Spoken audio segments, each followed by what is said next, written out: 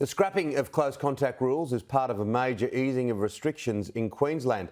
The government will also scrap quarantine requirements for unvaccinated international arrivals. Change is coming. This really is an individual's choice now. Queenslanders classed as close contacts will no longer have to isolate for 7 days, but there will be some rules. Quarantine requirement for close contacts will lift. What will be required though for close contacts is that they will be required to wear masks indoors and where they cannot socially distance outdoors for that 7-day period. Visiting high-risk settings like aged care facilities won't be allowed.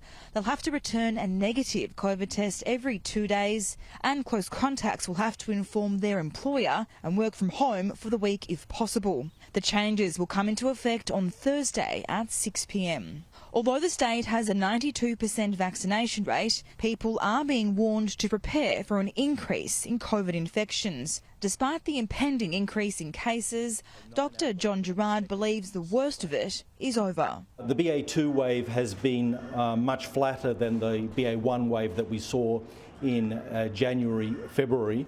But the numbers on a 7-day floating average have been declining across all age groups. Unvaccinated international visitors will also be able to arrive in Queensland and skip quarantine. But this begs the question, what will become of the state's purpose-built quarantine facilities? The governance board, who are responsible for determining how our entire quarantine system works, including Wellcamp, will now assess how this change of policy settings affects their mix of accommodation needs.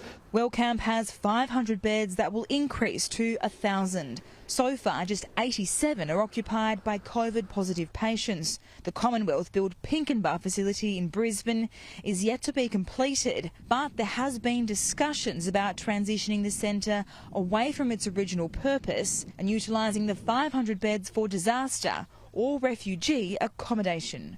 Georgia Simpson, Sky News.